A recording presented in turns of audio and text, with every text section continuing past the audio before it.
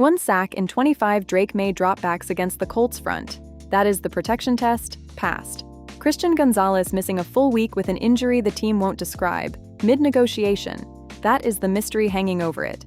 In July, we said the market was talking out of both sides of its mouth about the Super Bowl loser, a top 6 championship price next to an underdog line in its own division, and sided with the roster.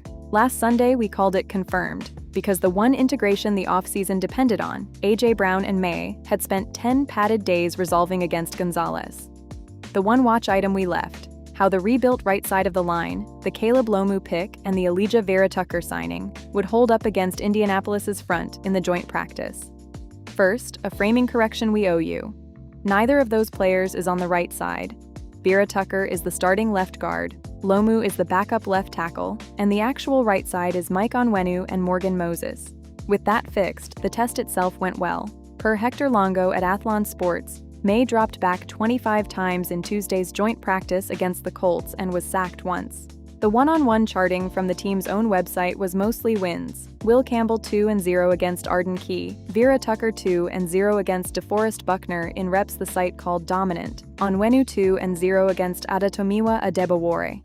The soft spots were specific and interior. Center Jared Wilson lost both of his reps to Grover Stewart, Onwenu appeared to struggle with a Buckner stunt in team drills, and Lomu was beaten by JT Twimaloau on an inside spin. Maye's own day was mixed by his own account. A go ball touchdown to Romeo Doubs, chunk play action to Hunter Henry and Eli Raridon, 3 straight red zone touchdowns to Doubs, Keyshawn Boot and Ramondre Stevenson, and then a practice-ending interception to Cam Bynum in the 2-minute drill after Buckner's pressure forced an underthrow. "We have to finish off better, and that's speaking on my part in the 2-minute drill," Maye said, via the team's website. On his center, via Longo, "Communication has been great since Jared took over. The brown thread kept producing against a second elite corner. With Gonzalez off the field, the joint practice put Brown across from Sauce Gardner, and the team's takeaways file has him settling into cover 2 holes, converting slants into first downs, scoring uncovered along the back line, and separating at the top of sit routes against Gardner specifically. The July worry about the receiver swap was a man coverage chart. Camp keeps answering with the best available substitute, which is Brown beating the best available corners. Thursday's game, a 13-13 tie with the Colts, was played almost entirely without the people this projection is about. Maye, Brown, Milton Williams, Robert Spillane, and Henry all sat, per Connor Ryan at Boston.com, and 6 2026 draft picks started.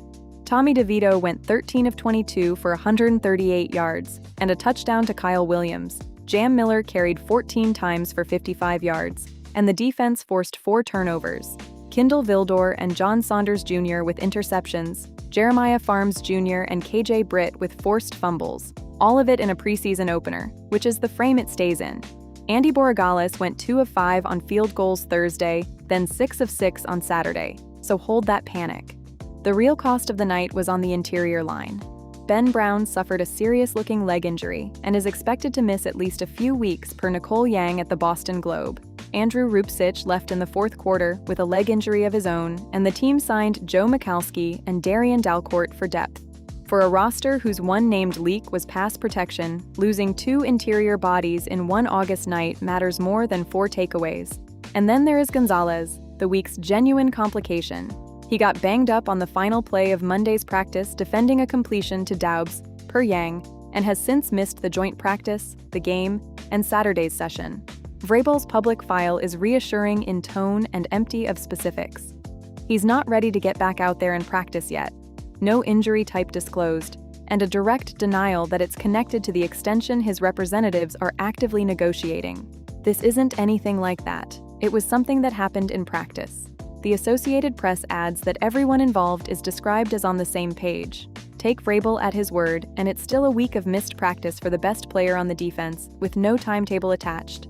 Does the July framing hold? Complicated. The offense's case got stronger against real opposition, but an undisclosed injury to the number 1 corner and a thinned interior line are real weight on the other side of the scale. What would change it? Gonzalez returning to practice, or not? And whether the Wilson versus nose tackle problem Stewart exposed repeats against the next front. We'll check Sunday. Data via NFL Verse.